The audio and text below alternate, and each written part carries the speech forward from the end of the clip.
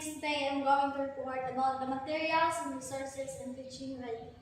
Writing, in the strict sense of the word, is the writing of speech and is, in fact, an imperfect visual representation of it. For such purpose as communication at a distance and the keeping of records. Writing is the only conventional device for recording sounds. Writing can define students or learners. Learners should not worry about the perfection of the sentences and the logical development of ideas. Writing, which has an aim, purpose, and meaning to convey. It is not just a grammatical exercise in the sequence of sentences. The ultimate meaning of the word writing is to use orthography in order to construct grammatically correct sentences which communicate meaning to the readers. There are different approaches involved in the teaching of writing. There was the traditional product-oriented approach that remained in command of the situation for decades. Here syntax, grammars, mechanics, and organization are more important. The process-oriented approach, in it, the whole process of writing was to be explored and exploited. This approach was meant to find out how the skilled writers write, what is their thoughts process before picking pen and the fingers. Smith, quoted in Olowadia 1992, states that for the competent writers, writing is a non-linear, recursive and generative process that involves several steps or stages which are pre-writing, composing or writing, and rewriting, steps or stages that compete with each other for the writer's attention. So, orthography is the art of writing words with the proper letters according to standard usage. The role of English orthography is the representation of the sounds of language by written or printed symbols. The modern approaches comes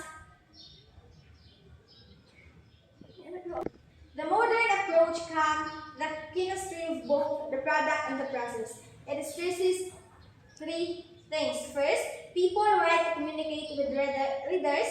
Second, people write to accomplish a specific purpose. Third, writing is a complex process. As the act of writing is a communicative one, writers must be wary for the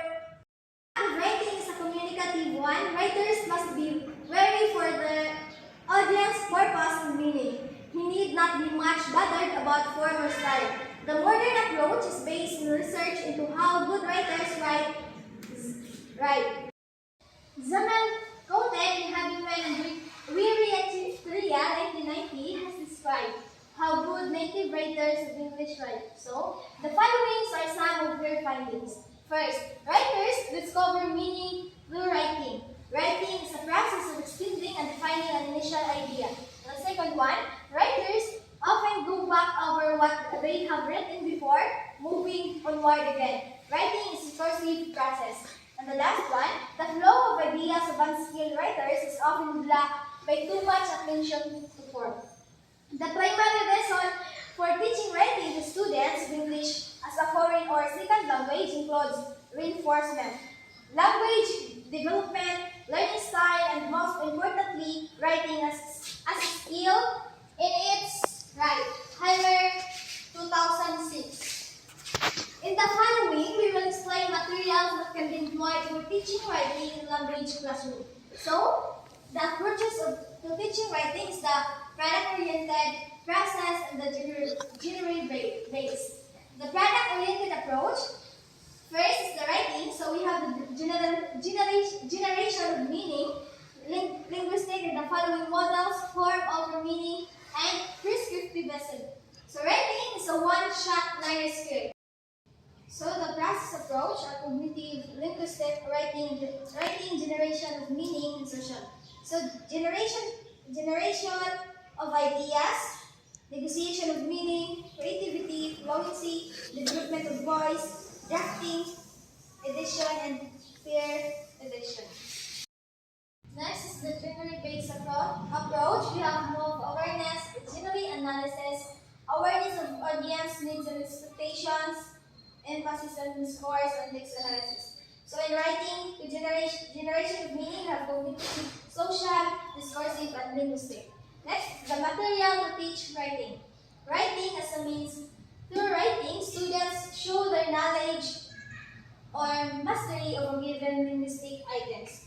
Writing as an end, students read, speak, listen to get to produce original text, or create their own meanings with a purpose and audience on mind. The guidelines are materials for teaching writing should first take into account students' profile, for example, age, level, and etc.